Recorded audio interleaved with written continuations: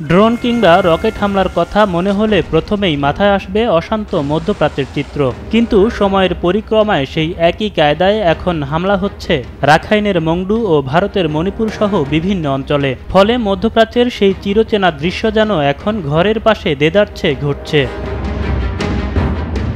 সম্প্রতি ভারতের উত্তর পূর্বাঞ্চলীয় রাজ্য মণিপুরের জিরিবাম ও বিষ্ণুপুর জেলায় দফায় দফায় ড্রোন ও রকেট হামলায় অন্তত ৬ জন নিহত ও কয়েকজন আহত হন।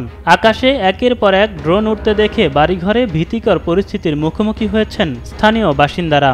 মণিপুরের প্রথম মুখ্যমন্ত্রীর বাসভবনেও চালানো হয় রকেট হামলা। এর আগে ১ সেপ্টেম্বর ড্রোন থেকে বোমা নিক্ষেপেরও ঘটনা ঘটে। অত্যাধুনিক এসব অস্ত্র ব্যবহার করে বিচ্ছিন্নতাবাদীদের এমন হামলা নতুন করে শঙ্কা তৈরি করেছে এই অঞ্চলে। এই উন্নত অস্ত্রগুলো কিভাবে বিদ্রোহীদের হাতে এলো তা নিয়ে চলছে চুলচেরা বিশ্লেষণ। মিয়ানমার সীমান্তের কাছে থাকা বিদ্রোহীদের কিছু ঘাঁটিতে এসব অস্ত্র তৈরি হচ্ছে এবং সেখান থেকেই সরবরাহ করা হচ্ছে বিদ্রোহীদের কাছে, এমনটাই ধারণা গোয়েন্দাদের। এছাড়া মণিপুর পুলিশের অভিযানে উদ্ধার হয়েছে বেশ কিছু ভারী অস্ত্র, যেগুলোর ফায়ারিং রেঞ্জ সাধারণ অস্ত্রের চেয়ে অনেক বেশি।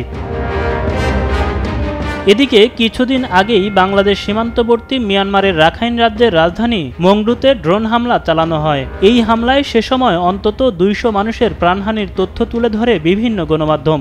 বিদ্রোহী গোষ্ঠী আরাকান আর্মি এই ড্রোন হামলা চালিয়েছে বলে অভিযোগ করা হলেও তা অস্বীকার করেছে আরাকান আর্মি।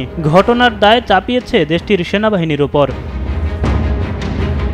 বিশ্বমানের থার্মিক্স রড, সালাম স্টিল থার্মিক্স, দেশের একমাত্র থার্মিক্স রড। ড্রোন এবং রকেটের মাধ্যমে চালানো রক্তক্ষয়ী এসব হামলার ফলে দক্ষিণ এশিয়ার নিরাপত্তায় নতুন বাঁক তৈরি হয়েছে নানা রকম শঙ্কাও।